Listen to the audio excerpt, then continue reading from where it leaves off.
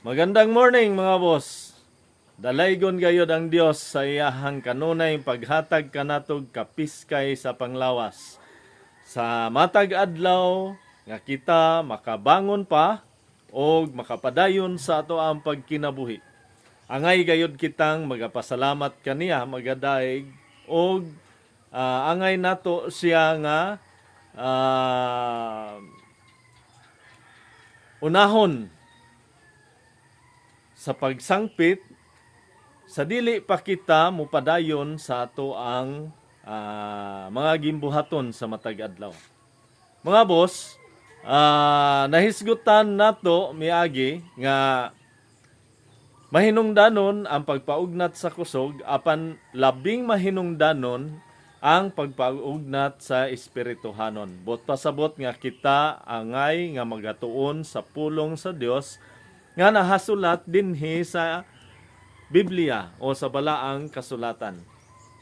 Mga boss, mangutana ko sa inyo ha. Angay ba nato nga saligan o tuuhan ang mga pulong sa Dios nga nahasulat dinhi sa kasulatan o sa balaang kasulatan, mga mao ang Biblia? Ang tubag mga boss, angay gayud nato kini nga saligan o tuuhan. Ngano man, tungod kay sumala sa giingon dinhi sa iyang pulong sa ikaduhang Timoteo kapitulo 3 bersikulo 16 16 o 17 mga boss. Ginaingon dinhi sa iyang pulong. Ang tibuok kasulatan gisulat uban sa lamdag gikan sa Dios og mapuslanon alang sa pagtudlo sa kamatuoran, sa pagbadlong, sa pagsaway ug sa pagtudlo unsaon pagkinabuhi nga matarong. Sa ingon, ang nag-alagad sa Dios masangkap pag-ayo ug maandam sa tanang maayong buhat. So mga boss, angay gayod nato daay nga saligan ug tuuhan ang iyang pulong nga nahasulat dinhi sa Biblia kay nahasulat man kini pinaagi sa mga tao nga iyahang gihatagag lamdag kaalam aron mahasulat nila kung unsa ang kabubuton sa Dios nga buot niyang ipaabot dinhi sa atoa o mensahe niya nga gusto niyang ipaabot dinhi sa atoa aron kita makabaton og kaluwasan. Sa unsa man nga paagi nga kita makabaton og kaluwasan pinaagi sa pagtuo nato sa pulong sa Dios.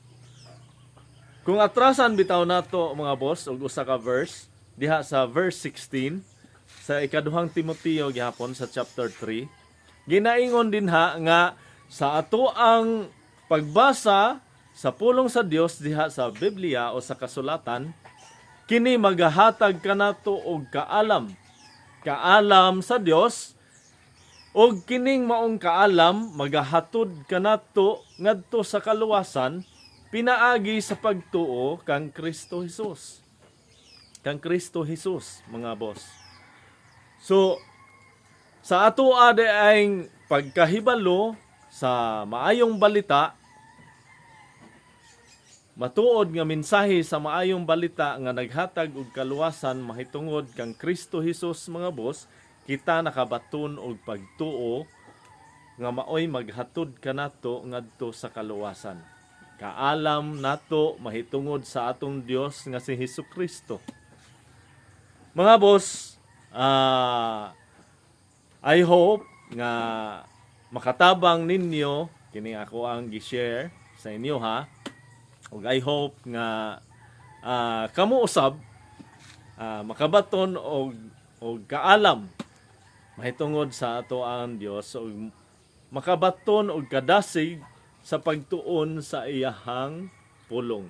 Tungod kay mahinungdanon kini mga boss nga ato ang balansihon ang pagpaugnat nato sa kusog ug ang pagpaugnat nato sa espirituhanon. Mga boss, ato ang hisgutan sa sunod nato nga content kung unsa ang matuod nga mensahe sa maayong balita nga angay natong mahibuluan mahibaluan dinhi sa kasulatan sa Biblia. Mga boss, magandang morning. O di lang kayo nako tason ang akong content kay aron dili sad mo mapulan ako. Og labi na nga mas maayo nga dili mo mapulan sa pagpaminaw sa pulong sa Dios, mga boss. Mga boss, amping sa kanunay. Og to God be all the glory forever and ever. Amen.